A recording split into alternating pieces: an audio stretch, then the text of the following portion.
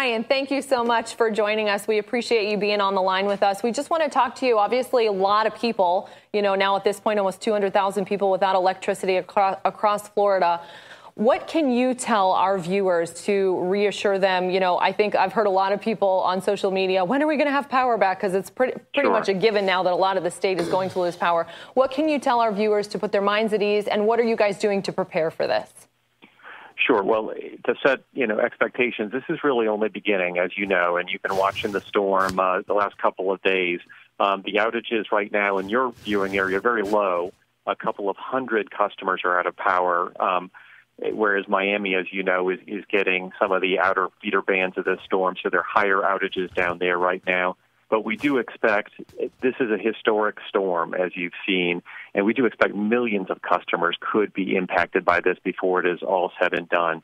But at FPL, we are ready and prepared to respond. We have amassed the largest restoration force in the history of the country to respond to Hurricane Irma. Right now, more than 16,000 workers have descended on the state from 30 different states, including Canada, and they have staged at various spots around the state, and they will actually move to the places that are hardest hit by the storm. We've put equipment in advance and pre-positioned it to the areas we expect to be hardest hit. That includes Southwest Florida, which we know is going to feel a good bit of this storm. And their goal would be to restore power safely and as quickly as possible. And they will actually be restoring power during the storm until the winds get to the point where they're above tropical storm force and it's no longer safe for them to be on the roads. All right, Brian, we've seen that reinforcement happen in the past. Specifically, a lot of those wooden poles were replaced with concrete poles. But at what point in the power of a storm is still all this reinforcement just not going to make a difference? Because Lord knows nobody's been able to come up with a completely hurricane-proof situation, whether it's a home or a power grid or anything like that. That's right, Patrick. And, people can do the best to storm-proof their homes. We have actually invested a tremendous amount of money into hardening our grid. It's one of the hardest, strongest, and smartest grids in America, but no electric grid can be hurricane-proof.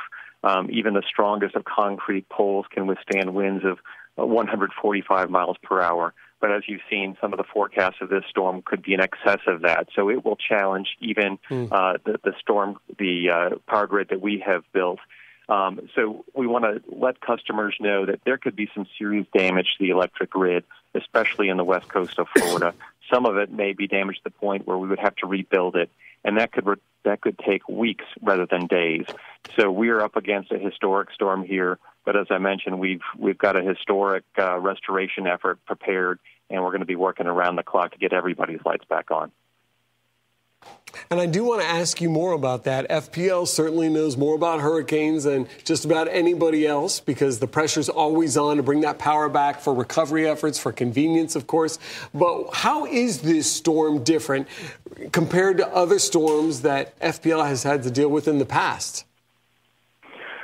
Well, as you've been tracking this, it's both the strength and the size of this storm. I was approaching our state. I think I saw one graphic show it was the size of Texas, basically up on top of Florida. And if you can imagine that, just the span of this spans the entire peninsula. So you're talking about the entire state virtually is going to be impacted by this storm, some parts stronger than others. And we have nearly 5 million customer accounts. That's about 10 million people. And most of those customers will be impacted by this storm. So I think the scope of it, Patrick, and also the strength of this storm make it a historic one and a big challenge for everyone. All right. Well, I'm glad that people are hearing it from sources other than us, because I know sometimes until the danger presents itself, it's kind of hard to get revved up enough to take the steps. But we know that FPL does that. You all are known to, of course, pour resources in ahead of storms, right? Like sometimes you're not afraid to pull in crews from other states, even kind of line them up in a safe place, right, and ready to roll into these neighborhoods as soon as they need to be charged back up. Yeah, but that's exactly what's been happening the last few days. As I mentioned, 16,000 people are already in place. We've staged some of them up on the northern parts of the state, Lake City, also the Daytona Beach, the Daytona Speedway.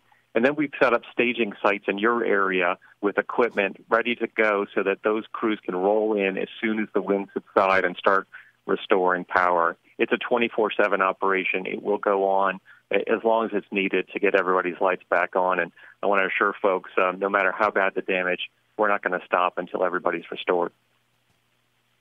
We're looking at a big storm surge threat in Southwest Florida, and sometimes when you're leaving the house, there are these panicked, kind of startled decisions, and I'm speaking from my own experience when leaving the house before a storm, where you go, Sure. Should I cut the power to the whole house? Should I run around and unplug everything because it might flood? Mm-hmm. What are your tips specifically for homeowners who have all these things racing through their mind as they're making the decision about what to do with their electricity before they leave and know that it might be very different when they come back?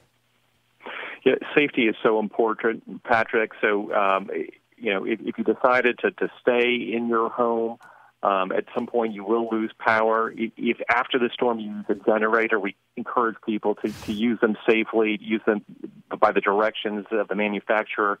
Do not use them in your home or in your garage. Use them far away from your home so you're not subject to the carbon monoxide.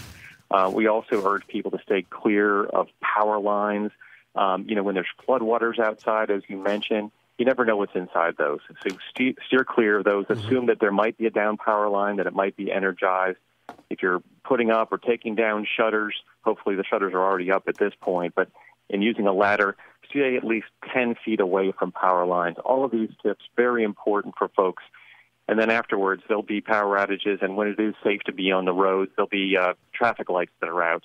And you need to treat those as four-way stops just so that you're safe on the roads as well. We hope everybody out there makes safety their top priority after a storm. We don't want to see any unnecessary injuries.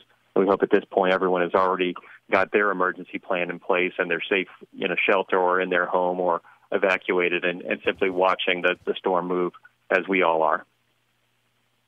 And what about when they're leaving their home, evacuating? Does it make a difference to go, I better make sure I unplug all this stuff in case I get water in the house? Or should they go to their circuit breaker and try to switch it off? Will that make a difference? Because I think sometimes people think they're trying to minimize the actual damage if they can do something ahead of time. Or does that not really matter? It's not a major factor, Patrick, in terms of shutting down all the power before you evacuate. It is something you can do.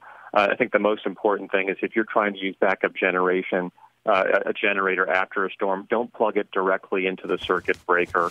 Plug the appliances into the generator. It is dangerous to plug it into the circuit breaker because you could backfeed the line. So that's one of the safety tips we really encourage people to do. If you've evacuated, you're already in a safe place. I think your home is going to be it's going to be okay when you return as long as we can restore power safely. Safety is our top priority. We want it to be your viewers' top priority as well. Brian Garner from FPL, thank you so much. Speaking with us live on the phone here for our Four in Your Corner coverage. We know you all are very busy. We appreciate you saying what we all know is true, but we need to be reminded of in these exceptional circumstances. Safety needs to be everybody's first priority. So we look forward to seeing how FPL responds as Southwest Florida does the same. But first, we got to get through it safely, and that means, of course, not panicking and getting folks to shelters if that's still available to you and you feel like you can safely do it. You just heard it live here on the air from Collier County EOC, where they said Gulf Coast High School is still available to you. They've got that space in that auditorium. Get yourself there, and then let FPL worry about the big stuff, about hooking your house back up after the fact.